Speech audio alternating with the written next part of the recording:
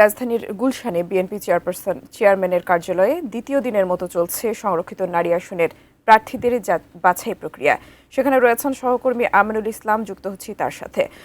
আমিনুল, দ্বিতীয় দিনের মতো সাক্ষাৎকার এবং বাছাই প্রক্রিয়া চলছে, আপনি রয়েছেন সেখানে, কি দেখছেন পরিস্থিতি জানাবেন।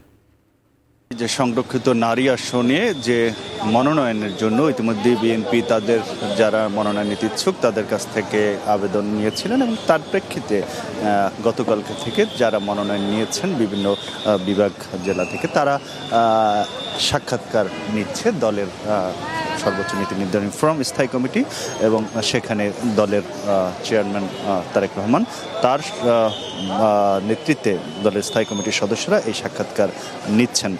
আজকে ঢাকা, চট্টগ্রাম, কুমিল্লা, সিলেট ও ময়মনসিংহ বিভাগের মনোনয়ন প্রত্যাশীদের সাক্ষাৎকার অনুষ্ঠিত হচ্ছে।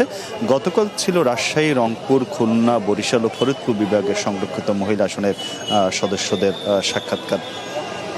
আমরা জানি ত্রয়োদশ জাতীয় সংসদ নির্বাচনে সংরক্ষিত নারী আসনে বিএনপির পক্ষ থেকে যারা ইতিমধ্যেই ফর্ম সংগ্রহ করেছে তাদের এই সাক্ষাৎকার অনুষ্ঠিত হচ্ছে।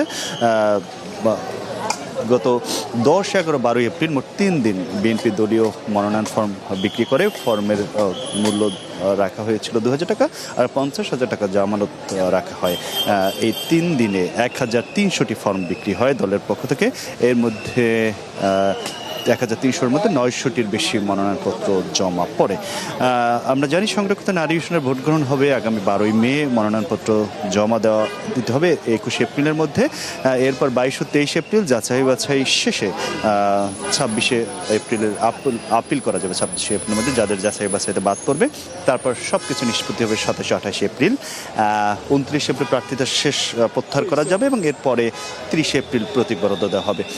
এই যে জাতীয় সংসদের 30টি আসন রয়েছে নারীদের জন্য, 350টি আসনের মধ্যে নারীদের জন্য সংরক্ষিত রয়েছে 50টি। এবার এই 50টির মধ্যে বিএনপি জোটের আনুপাতিক হারে পাচ্ছে 36টি আসন।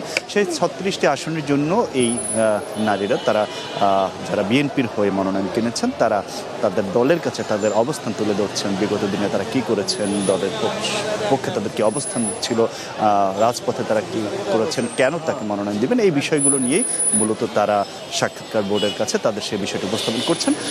আমরা যেটি জানতে পেরেছি সাক্ষাৎকারের ক্ষেত্রে জেলাওয়ারি সাক্ষাৎকার নেওয়া হচ্ছে। প্রথমে ইতিমধ্যেই 3টার এই সময় নির্ধারণ ছিল, 4:45টার দিকে এখানে দলীয় প্রধান তিনি আসেন এবং তারপর সাক্ষাৎকার শুরু হয় এবং প্রত্যেক জেলায় যারা তাদের একত্র করে তারা তাদের কাছ থেকে সেই সাক্ষাৎকারটি নিচ্ছেন এবং আলাদা আলাদা করে সবার কাছ থেকে জানতে চাচ্ছেন যে কেন তাকে মনোনয়ন দেওয়া হবে।